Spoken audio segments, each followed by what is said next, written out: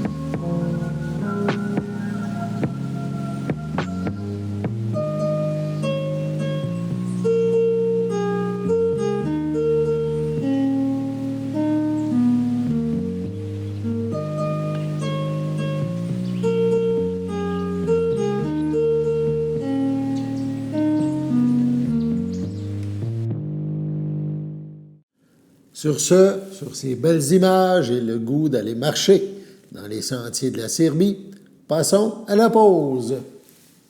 Votre station de télévision de Berthierville vous invite cordialement à son bingo hebdomadaire télédiffusé tous les samedis matins dès 9h30. Depuis longtemps, les fans de CTRB se divisent le joyeux montant de 600 $ chaque semaine à cette joute de bingo. N'oublions pas non plus le super bingo mensuel d'une cagnotte de 2000 $ que vous pourriez vous partager chaque premier samedi du mois. Un moment de fébrilité qui pourrait devenir payant pour plusieurs d'entre vous. Pour vous procurer ces fameuses cartes de jeu, les dépositaires participants sont à Berthierville, le dépanneur Formule 1, la station-service Armois sur le boulevard Gilles Villeneuve, le marché IGA Extra Famille Mont-d'Or sur la rue Gabriel Brissette, le marché Métro Boucher sur la rue Notre-Dame et la pharmacie Proxime sur la rue Frontenac. À Saint-Ignace de Loyola, le dépanneur Proxy sur la rue de la Traverse, la boucherie Aldo sur le rang Saint-Michel. C'est donc un rendez-vous hebdomadaire chaque samedi matin à 9h30 sur les ondes de CTRB, votre télévision locale et régionale, celle-ci toujours en haute définition. Toute l'équipe de CTRB vous remercie de votre fidélité et vous souhaite bonne chance.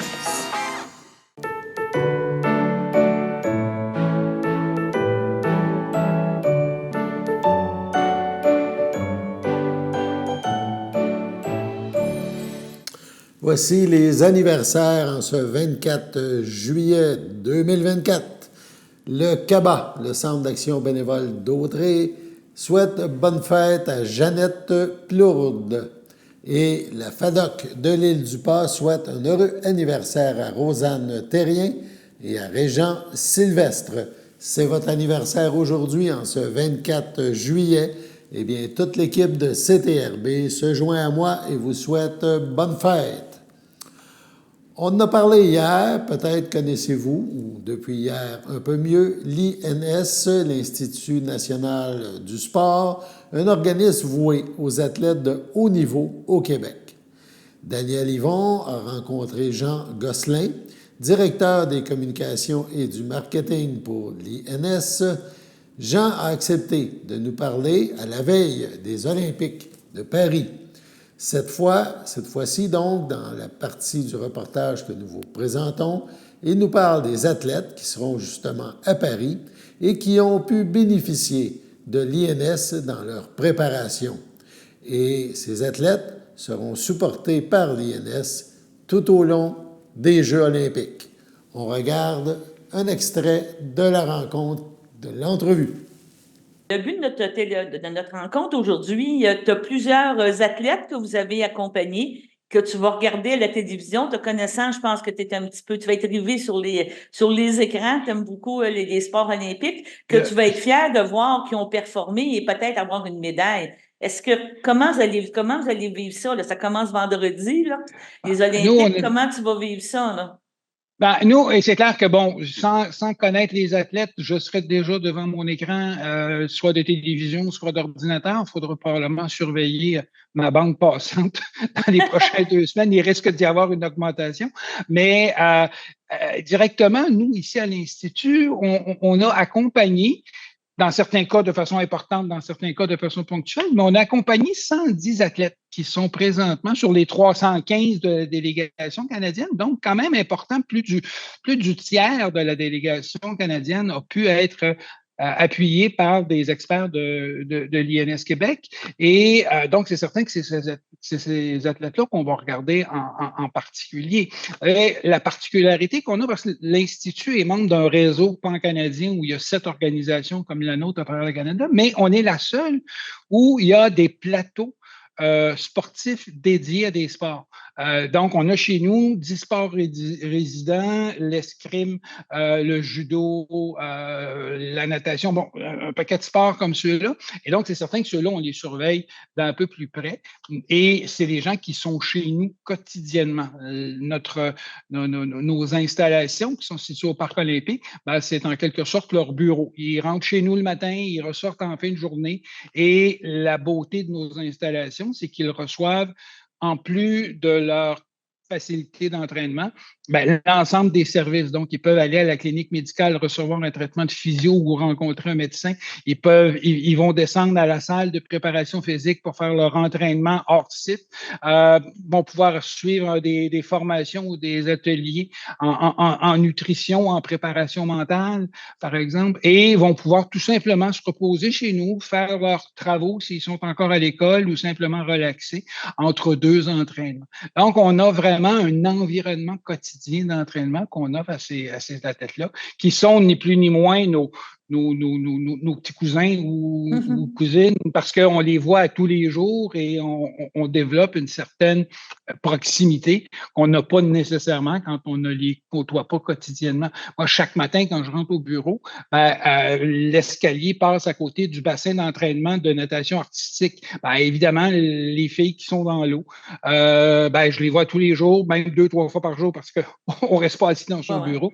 Ça crée une proximité et c'est pour ça qu'on est bien content de pouvoir les suivre, surtout dans le cas de natation artistique. Là, oui, c'est ça. Les chances sont agréables. Oui, les chances sont agréables. Et tu vas dire, dans le fond, il y a un petit peu de nous autres là-dedans. Veut pas. On se sent impliqué et concerné, là. C'est notre grande fierté. Quand un athlète dit « je ne pouvais pas faire mieux », indépendamment du résultat, quand l'athlète dit « je ne pouvais pas faire mieux », nous, on sait qu'on a fait notre travail. Évidemment, on est un petit morceau dans l'ensemble du casse-tête qui compose la préparation d'un athlète. L'athlète au premier plan, son entraîneur, son encadreur. Mais nous, avec nos scientifiques, avec nos thérapeutes, avec les différents services qu'on offre, si on est capable de dire que on ne pouvait pas faire plus, on a amené ça au maximum de ce qu'on pouvait aller. Quand l'athlète le dit, quand son entraîneur le dit, pour nous, c'est une bonne tape dans le dos parce qu'on s'entend, une fois que les athlètes sont rendus à Paris, même si on a une quinzaine d'experts qui sont aussi avec la mission du Canada, une fois qu'on est à Paris, le travail, il est fait. Là. On est simplement en accompagnement. Mais oui, il y a une certaine fierté à voir ces athlètes-là se rendre où ils sont.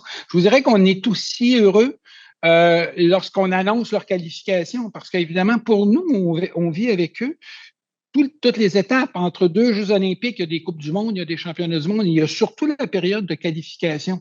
Et quand un athlète est qualifié ou quand un sport est qualifié, on est presque aussi heureux, ou en tout cas, c'est un premier petit bonheur que de savoir que oui, ils vont y aller aux Jeux olympiques.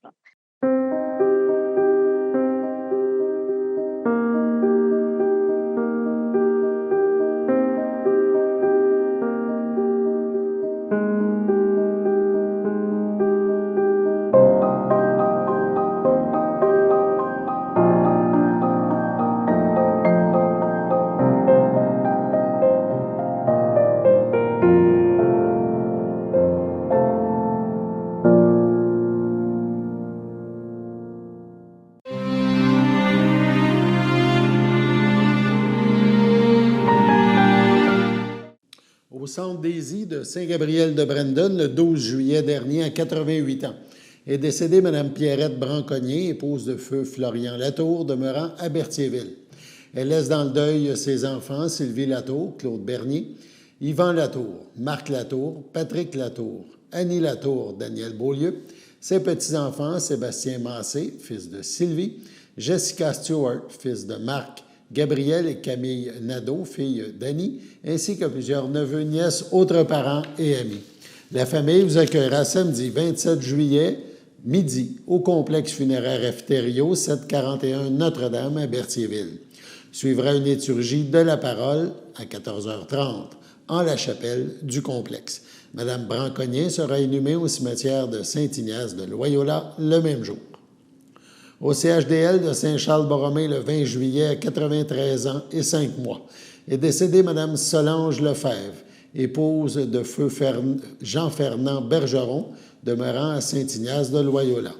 Elle laisse dans le deuil ses enfants, Claude Bergeron, Carole Fortin, Linda Bergeron, Michel Morin, ses petits-enfants, Olivier Morin, Caroline, Frédéric Morin, ses arrière-petits-enfants, Lydia, Alexis et Arnaud, un grand ami de la famille, Aaron, ainsi que plusieurs neveux, nièces, autres parents et amis. La famille vous accueillera dimanche 28 juillet dès midi au complexe funéraire Thériault, rue Notre-Dame à Berthierville. Suivra une liturgie en la chapelle du complexe à 15 heures. Madame Lefebvre sera inhumée au cimetière de Saint-Ignace de Loyola samedi le 3 août à 10 heures. À Saint-Jean-de-Mata, le 16 juillet, à 87 ans, est décédé M. Jean-Guy Loyer, époux de Ghislaine Aymon, demeurant à Saint-Cuthbert, natif de Sainte-Béatrix. Il laisse dans le deuil, outre son épouse, ses enfants. Ginette Loyer, feu Sylvain Lambert, Benoît Loyer, José Lamontagne, Richard Loyer, José Beauparlant, ses petits-enfants, Jessie, Mathieu, Amélie, Valérie, Ariane, Benjamin et Karina, ses arrière-petits-enfants, Cathy, Zia, Thomas, Laïa et Morgan, Alice, Léa Rose, Jasmine, Charlie et Rosemary, ses belles-sœurs et son beau-frère, Fabiola Delorme, feu Charles-Édouard Loyer, Huguette Guimont, feu Roger Loyer, Denis Fortier, feu Bérangère Raymond, ainsi que plusieurs neveux, nièces, autres parents et amis. La famille vous accueillera jeudi 1er août entre 19 et 21 heures et vendredi 2 août dès 10 heures au complexe funéraire Thériault, rue Notre-Dame à Berthierville. Suivra une cérémonie à la chapelle du complexe à 14h30. Au centre hospitalier de la Naudière, le 16 juillet, à 66 ans. Après un dur combat et avec une grande tristesse qu'on vous annonce, le décès de Mme Sylvie Étier, conjointe de M. Georges Bonnet, demeurant à Lanoret.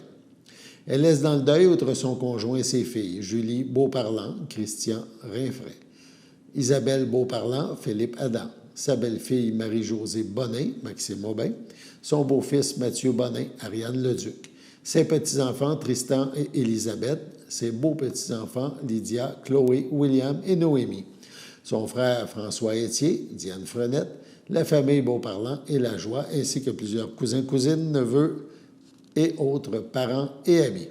La famille vous accueillera samedi le 3 août dès 10 heures au complexe funéraire F. Thériault, 741 Notre-Dame à Berthierville. Suivra un hommage à la chapelle du complexe à 13 heures. Madame Sylvie Étier sera inhumée au cimetière de Lanoret le même jour. À l'hôpital de la Naudière, le 14 juillet, à 69 ans, est décédé M. Yvon Duval, époux de France Brazeau, demeurant à Joliette. Il laisse dans le deuil, outre son épouse, sa fille Mélanie Duval, Jean-Michel Proux, ses petits-enfants, Émeric Duval et Mégane Duval, sa belle-mère, Mme Pauline Barrette, feu Maurice Brazeau, ses beaux-frères, Michel Brazeau, Francine Lavallée, Gaétan Brazeau, d'Arquise Vincent, Marcel Baudouin, feu Jocelyne Brazeau, ainsi que ses neveux, nièces, autres parents et amis. La famille vous accueillera samedi 3 août dès 13 heures au complexe funéraire Thériault, rue Notre-Dame à Berthierville. Une liturgie aura lieu le même jour à 16 heures en la chapelle du complexe. Les cendres de M. Duval seront par la suite déposées au Columbarium à Berthierville. Au CHDL de Saint-Charles-Borromée, le 14 juillet, à 81 ans, est décédée Mme Louise Comartin, épouse de feu André Barrette, demeurant à Saint-Barthélemy. L'ayant précédé, François Barrette, Jeanne d'Arc Étu et Jules Clément, elle laisse dans le deuil ses enfants. Michel Barrette, Chantal Choquette, Lynne Barrette, Benoît Chrétien, Mélanie Barrette, Yannick Bonnet, ses petits-enfants, Caroline, Sandrine, Samuel, Lauriane, Rosalie, Aurélie et Gabriel, son arrière-petite-fille Juliane, ses frères, sœurs, beaux-frères et belles-sœurs, Jean-Claude Comartin, Betty Marx, Sonia Léveillé, feu Marc Comartin, André et Martial Comartin, Suzanne Comartin, Marcel Lessard, Agathe Comartin, Michel Baudet, Ginette Hébert, feu Yves Comartin, Denis Chevalier, feu Gérard Barrette, Claire Barrette, feu Jean Destrempes, Jeannette Barrette, feu Denis Dénommé, Yvonne Barrette, ainsi que plusieurs neveux, nièces, autres parents et amis. La famille vous accueillera dimanche 18 août dès 13 heures au complexe funéraire Thériault à Berthierville. Suivra un hommage à la chapelle du complexe à 16 heures. Au CHDL de Saint-Charles-Borromée, le 12 juillet, à 81 ans, Est décédée Mme Louise Hood, femme dévouée, ayant travaillé au CHSLD, le Château de Berthier, durant plus de 40 ans comme directrice des soins infirmiers. Épouse de Jean-Guy Laforêt, demeurant à Berthierville. Elle laisse dans le deuil outre son époux, sa belle-fille, Marie-Pierre Laforêt, ses sœurs, son frère, ses beaux-frères et belles-sœurs, Luce Hood, Réal Giroux, Roland Hood, Suzanne Marcoux, Michel Hood, Clairette Rousseau, feu Jean-Guy Hood, Francine Laforêt, Benoît Joly, Claude Marcelet, feu Colette Laforêt, et sa conjointe Henriette Rivet, Raymond Laforêt, Lynne Sans Chagrin, José Laforêt, Guy Bergeron, son filleul Danny Morin, sa belle-sœur Lise Daisy, ainsi que plusieurs neveux, nièces, autres parents et amis. Veuillez compenser l'envoi de fleurs par des dons effectués au loisir du château de Berthier. La famille vous accueillera vendredi, le 30 août, de 19 à 21 h et samedi, le 31 août, dès 9 h, au complexe funéraire Thériault, situé au 741 rue Notre-Dame à Berthierville.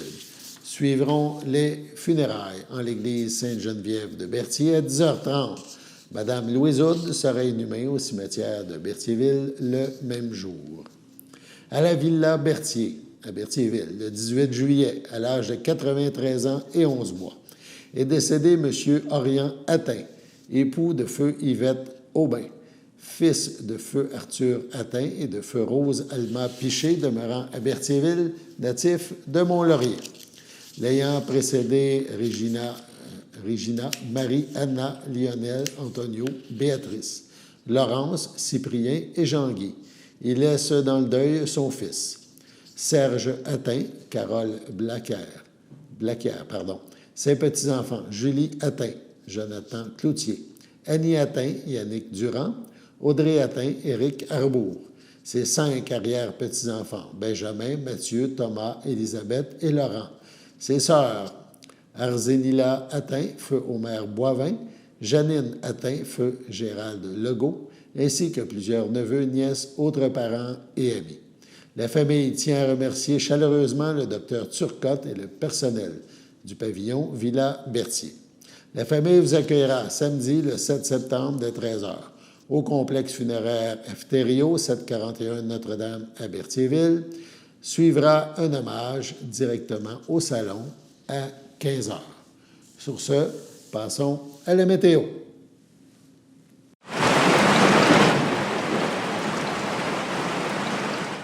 Bienvenue à votre météo avec Théo. Aujourd'hui, mercredi après-midi, il y aura risque d'orage avec une température de 27 ainsi qu'un ressenti de 34 avec 5 mm de pluie.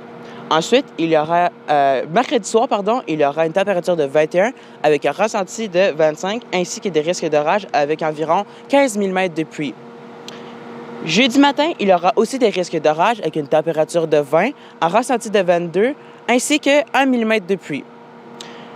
Jeudi après-midi, il y aura des risques d'orage aussi avec une température de 24, un ressenti de 30 et avec 1 mm de pluie. Jeudi soir, il y aura des risques d'orage avec une température de 21, un ressenti de 24 ainsi que aussi 1 mm de pluie.